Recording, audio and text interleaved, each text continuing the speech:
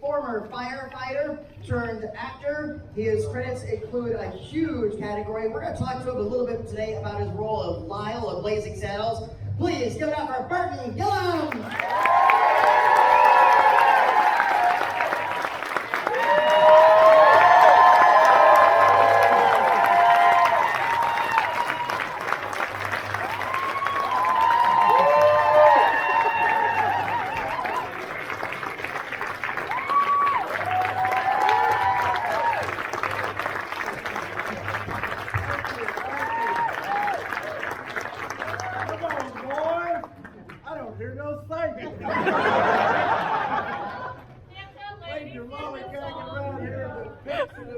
You think is 120 degrees.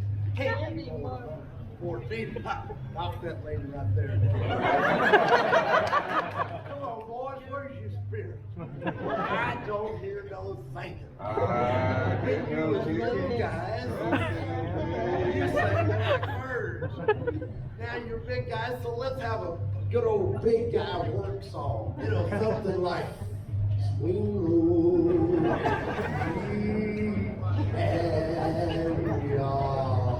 Swing Low.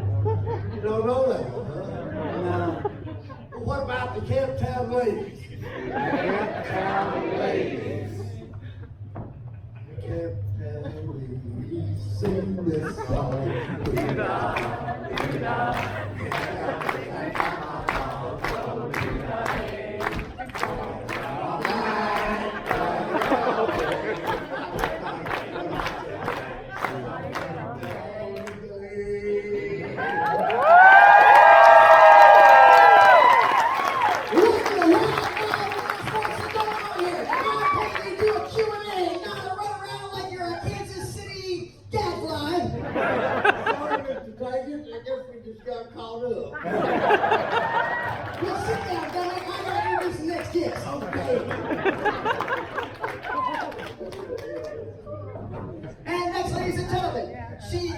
She is a wonderful actress appearing in, starting out in the horror genre, but then we're combining with Rob Reiner and The Sure Thing, Vision Quest, Melrose Place, an episode of 10 Man's Gone that I was particularly fond of, One Tree Hill. Today we talked to her about Princess Vespa for Spaceballs. Please welcome Daphne Zuniga!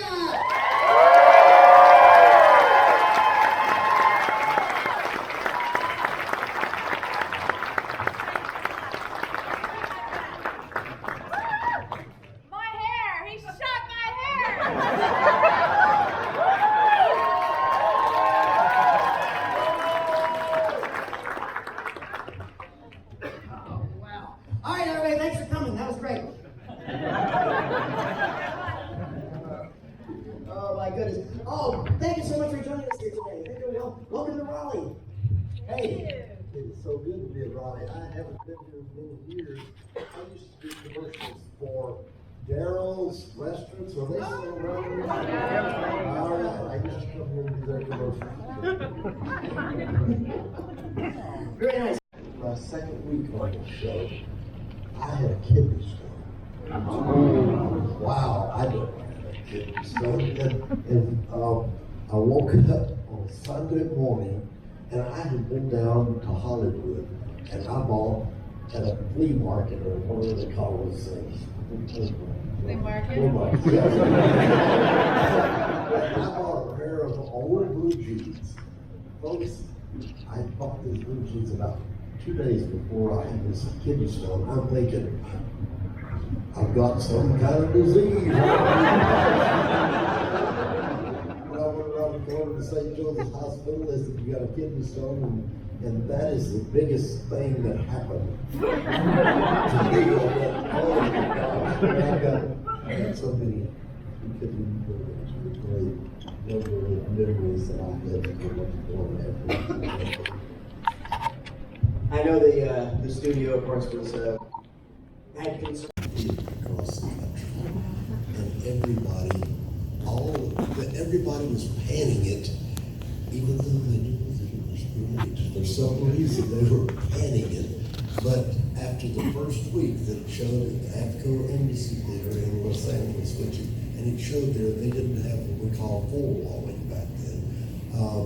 It played there for 11 months in one place. That was the only show that was on there. And then what was the next? What was the question? I don't know. So when the movie finally dropped, and not everybody was a little concerned about it, but yeah, I seen that slow burn. It was almost like people were embarrassed to say at first that they enjoyed it. That's exactly what it was, right there. And the first 3 screenings that I went to before the picture was really released, the people just went absolutely crazy. You know, there'd be like 150 people in the studio somewhere at Burbank Studios or somewhere. And the people just went nuts. And the first night I was sitting with Mel, I said, Mel, boy, look, you know, I don't know anything. But I said, Mel, we got a big hit here. He said, these people are paid to be here. That's right. Maybe we had a world premiere, we'll see. And what world premiere was bigger than that. And I'll go ahead and get this out of the way. What was it like filming the campfire scene? Which I assume was not with visual effects, but had to be blocked out. Okay, then you get up and you go. That was when everything in the picture, everything that was done with the people that were involved, everybody on set laughed. And of course, after about 2 days of that, Mel finally said, listen, we'll give you laughs the first couple of takes. The rest of the time, no laughter. Well, we get to the campfire scene. and of course, we were probably, we got to do a close-up on everybody's face. There were 14 people in there, took a day and a half to shoot through the whole scene. Everybody's got their close-up. Well, when we started the thing, everybody was doing their very best. You understand what I'm saying? Their very best. But hey, you can only do your very best a couple of times. I'm not even good at a couple of times. So we were all laughing, but it was a great time, and it was a bonding scene. Because everybody, the camera, the wardrobe people, they were doing their very best too, you know. Of course, we couldn't do good enough, so they brought in the sound effects. Well, I find it interesting to say bonding because that scene was a rare bonding moment between me and my dad. Watching on HBO and that scene, and me and my dad laughing our derriere off. My mom going like, "What are you laughing at in there?" And my dad was like, "Nothing." And he was looking at me, as like, "Don't tell her." You mentioned your dad. Let me tell you, everybody, when we do these things, or whenever I talk to people anywhere around the country, the dad is always mentioned. I'll bet you 75, 80% of the time, people will say, "Oh, I watched it the first time with my dad. My dad and I watch this together all the time. My dad and mom didn't want me to do that, but my dad took me to the theater anyway." Dads really come into this thing. It's unbelievable. Absolutely, absolutely. And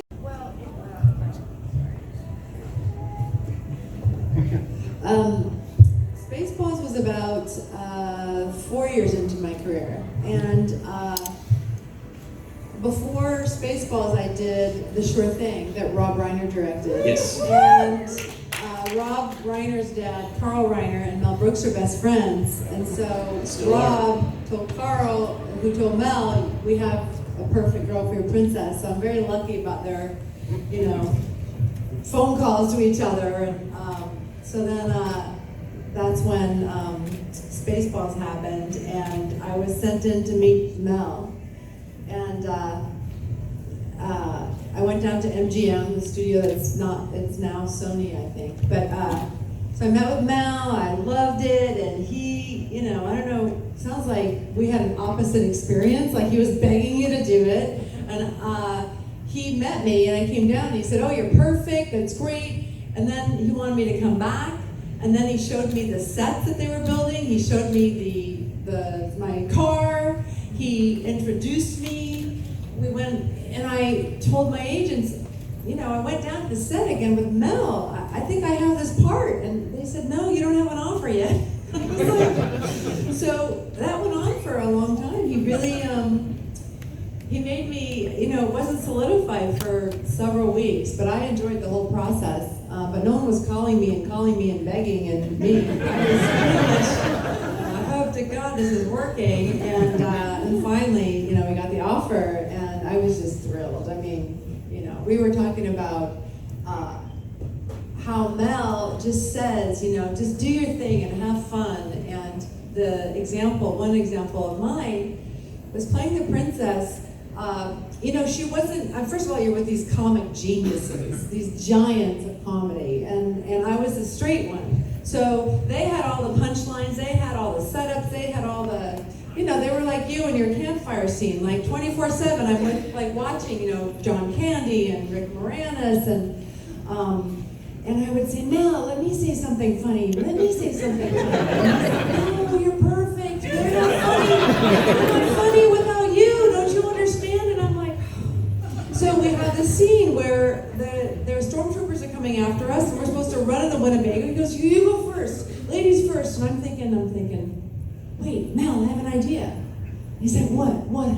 And I said, what about if they shoot my hair? And I'm like, ew, guns. And then what if they shoot my hair? And I freak out and I shoot them all. And he, to Mel's credit, was like, that's a great idea. Let's try it.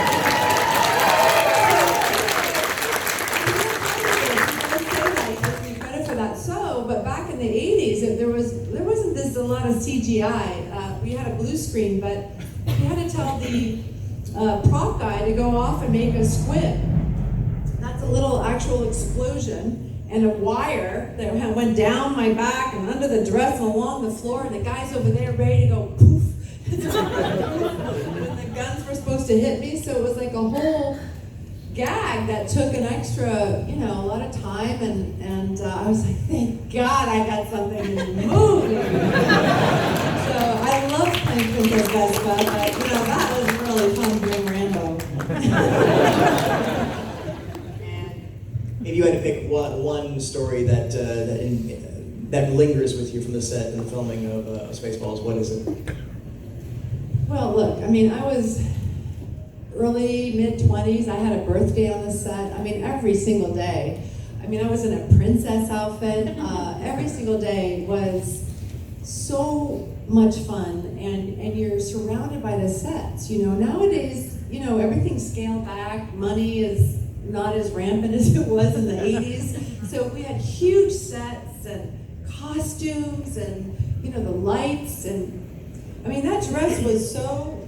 I love your dress down there in the first row, but mine was like 5 layers and in this corset I could barely even breathe in. And I didn't have a chair, I couldn't sit down. I had what they had in the 40s, I think, were these slant boards. So it's kind of like coach, like the coach in the airplane, it's like that seat. No seat, you're just like this. So there are pictures of me like, this is me resting. So consider yourself lucky. Try being a girl in a Mel Brooks movie. But yeah, it was really, being around them, I learned from John Candy the most, because I had most scenes with him. He would come up with stuff, and just the joy and the fun. He was very hard worker, Mel. I don't know about you, but minimum there were 11 takes. I think half because he loved doing it so much, but the other half is he was a perfectionist, and I just remember saying to him, take 17. Literally years later, he came up to me and said, I'm so sorry. I put you through the ringer. But take, 12, 15, he would say, perfect, let's go again. And I would go up to him and say, Mel, I beg you, what am I doing wrong? Anything? And he's like, no, it's perfect, let's just go in again. So, that happened. Every day was a blast. Yeah. So, I had people to carry it, so I didn't have to carry it. Of course. And room service. Thank you very much. she's Jewish, isn't he? All right. Hey, what's your name? Ellen, like Ellen DeGeneres. Yeah. I wish I had my own TV show. But anyway, like many others, I watch Spaceballs and I watch Blazing Saddles with my dad. Shout out to my dad. He's not here. Anyway, so generic question for both of you. What's your favorite drink? That is pretty easy. My favorite drink, if they ever make an alcoholic drink that tastes as good as Coca-Cola, I'll be about to call that drink. I don't drink and never have, and don't plan to. I'll give me a Coca-Cola. Well, if it's summertime, I like a little rosé with a cube of ice in it. Because it's 5 o'clock somewhere, pretty much always. But, I'm from California, I like a good green drink. Sorry guys, green juices, kale and spinach and lemon and ginger and yeah. Thank you very much. Thank you. Hey, what's your name? My name is Katrina. Hi, Daphne. Hey, how are y'all doing? Good. So my question is, everywhere I go, I love my husband, but everybody stops him because he's, of course, dressed as Barf, one of the best characters on Spaceball, including you. So my question to you is, do you have any cherished memory of John Candy that you can share with us from the set?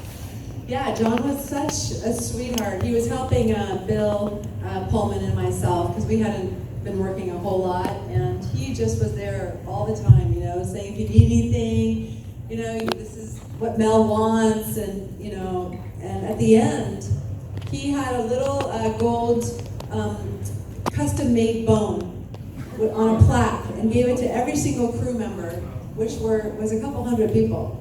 And it said, "Love Barf" at the end. Thank you, Mel Barf. Oh, he was a sweetheart. Yeah. Thank you. Hey, Wes, what's your name? Arthur? What do you have for us? Okay, well, in the vein of the last question, let's direct this to Burton.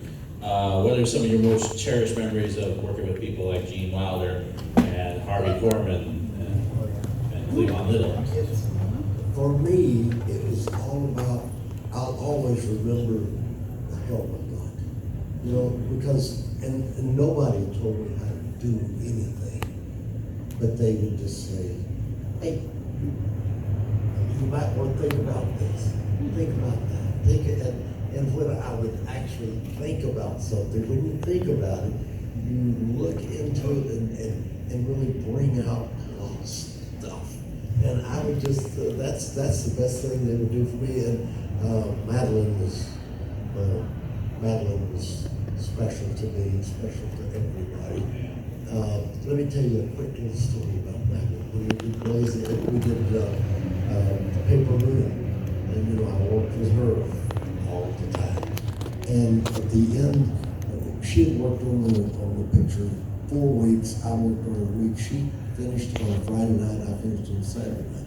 She came by my room. She had to get back to New York the next morning, take a red-eye flight, and she just, you know, I didn't know how actors do it. She hugged me and said, "We're having a good time working with you. It was fun." And she turned around to leave my room, and she walked about 2 steps, and she turned around back and said, "You know, I just know that you and I will work together in this business one of these days." And I said, "Well, we're going back to the fire station." And she said, "I don't care. We'll work together one of these days." That one was a belated flower child. And when the first time they had all of them, they had the full cast fly from where we were around the country out to Los Angeles to meet all of us together, read the script, went back home. And I walked in the room and there Madeline was, and she said, "Are you in this picture?" I said, "Yeah." She took my head and kissed me, and oh yeah, she's great. But help was an assistance in trying to make sure that your fellow actor gets everything out of himself that he can get out of. That's what they all gave me. Thank you. We're gonna put in a real a singer, like a James Robeson. Is that the guy who sang it with the really deep voice? And I said, Mel, I can do it. And he said, no, you're so good. Don't worry about it. We're going to dub it in. And I said, no, listen. No. You're right.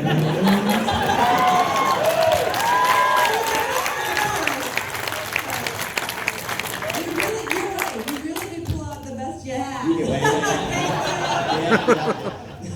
For Mel. James Arness. Not bad, not bad, not bad. Hey, what's your name? Greg. So, first one thing, Blazing Saddles has been a favorite of mine for a long time. I can remember even way back in high school, they asked for a favorite quote for a movie, and it was from Blazing Saddles, so I'm thrilled to actually get to meet someone from the show. And question for both of you, is it daunting showing up on the set where there are legends there?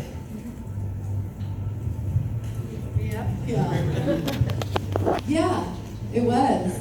It was really, for me, you know, again, at the same time that I wanted to say some funny jokes, I also took relief in that I could play like the crowdy straight girl, you know, and they had to come up with a lot of jokes, and I just kind of had to be like this all the time, you know, what's happening? But I really love that I got to just sit back and watch the talent and the genius. What about you? You know, I was never in awe of the people that I was working with right off the bat, you know. I appreciated working with them, but I was never, I might have been nervous, but I wasn't afraid to work with these big people. I had been a boxer about 10 years before that. I set records that would never and when you look across the ring at a guy who wants to kill me,